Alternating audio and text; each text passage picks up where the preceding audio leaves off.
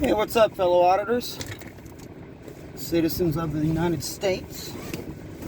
This is going to be my first video where I am hopefully going to get out of my driveway. We got about 5 inches of snow right here, and I'm in a rear-wheel drive car, so not sure how that's going to work out, but we're going to find out soon. So I want to talk to you guys about what we're going to do. What are we going to do with the police acting the way they're acting? With auditors being arrested, being tased and tackled, all this mayhem going on, and nobody seems to care. Nobody seems to care at all. In fact, I talked to my mother just a little bit ago, and she said, I'm so sick of this world and everything that's gone wrong and everything that's happened, and you sound like you're radicalized, and I don't want to be any part of you and what you're doing. I tried to talk to her. Say, Mom, you've always treated me like this. Why haven't you ever noticed that you've done this to me all this time? She hung up on me. Because patriotism isn't something that everybody has. Many times, people don't understand it. They don't even understand what it is. They don't know what patriotism is. They don't know how to react to patriotic people. When you show them evidence that the cops are bad, they say, well, not all cops are like that. When you show them evidence that politicians are bad, they say, well, all politicians are like that. Well, I want to know something then, since people who think politicians are bad and cops aren't politicians and cops both people? Aren't they both people? Okay, so if they are both people, including myself and all of you watching and listening, aren't you people also? So that any one of us could be corrupt or decent, or we could be any of those things, right? Any one of us. So why is it that cops can't be corrupt, but your average citizen can be? Why is it that all cops aren't corrupt, but all politicians are?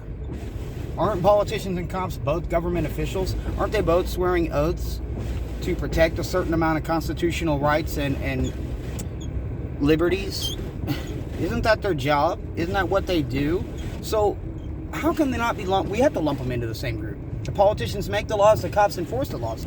None of them are, I don't think any of them are constitutionally charged with protecting the citizens. They say serve and protect, but I think that's a gimmick.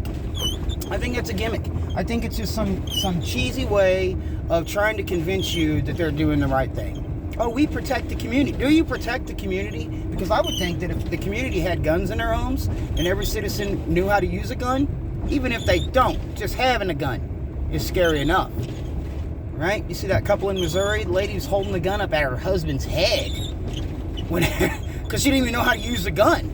Those protesters kept walking, though. They kept walking because they knew whether she knew how to use it or not, she was probably going to use it if they tried to attack her. And that's enough. That's enough right there to scare someone. So cops use that type of intimidation all the time. These roads are horrible. Wow. I can't even see the roads. They're gone. It's a complete whiteout. Don't get mad. It is a whiteout because snow's white. And it's whiteout. So I'm not going to be able to look at the camera very much because it is so bad. And my wipers, well, they're frozen. So they're going to be making squeaky noises when they do go off until I can get the windows defrosted a little better. I heated the car up, but the windows didn't come clean because I have a bunch of MAGA hats in the window. And they were keeping the defrost from doing its job, but it's better now. I took them out. Anyway, I've been watching a lot of James Freeman videos, and I've been watching a lot of cop auditors and cop watch videos just to kind of see if this really is happening as prevalent as what Black Lives Matter was saying. And you know what I found?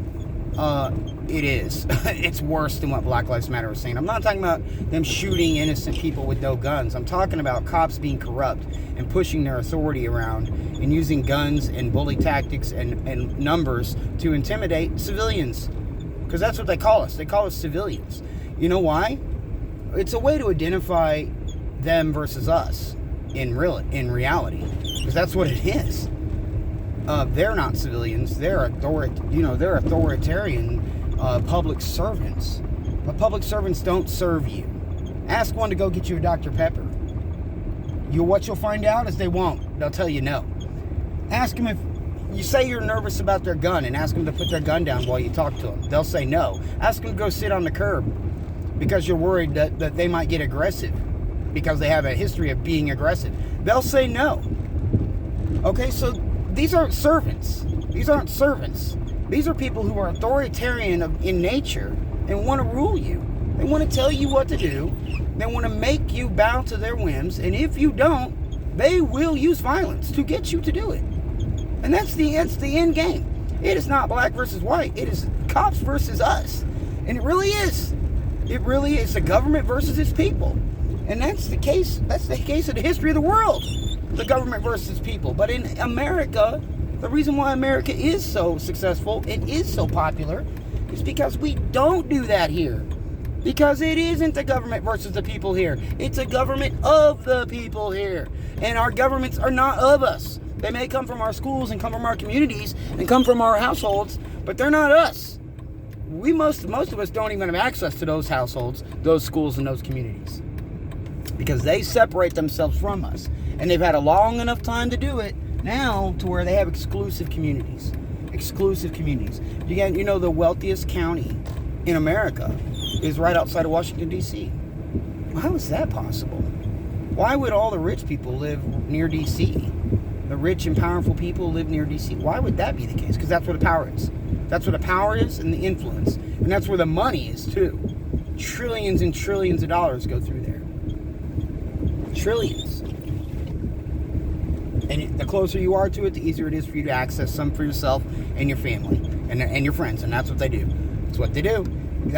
You know how I know that's what they do? Because we've recorded the whole thing. We got it all on tape. We got it all on paper. We've recorded it and documented that that's what they do.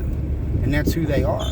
So to tell me that these things aren't this way, when I can plainly see that they are, and history tells me that they are, history also tells us that if we don't do something about it, it'll get worse and worse and worse until we can't do anything about it. So, I'll leave you with that. I'm a smoker. And I hope that's not a problem. As far as I know, as a citizen, a free citizen in the United States, this shouldn't be an issue. This shouldn't be an issue. So if you got problems with me smoking, and that's a reason enough for you to not watch my audit videos and not listen to the message I'm sending, dude, fuck off. I don't need idiots that use prejudices like that. Maybe you should go be a cop, because that would be a better job for you, considering that you can't watch my videos or listen to my words because I have a cigarette. Because I have a cigarette. He's got a cigarette, Mom. He must be a bad guy. Now, that's not evidence of a bad guy. Evidence of a bad guy is a guy with a gun telling you to put down your gun and do what he says. That's a bad guy. That's what bad guys do. That's how they act. Those are the things they say. Pretty easy to identify. Alright, well, I will talk to you guys later. And I'm going to start posting these videos really soon. Thank you.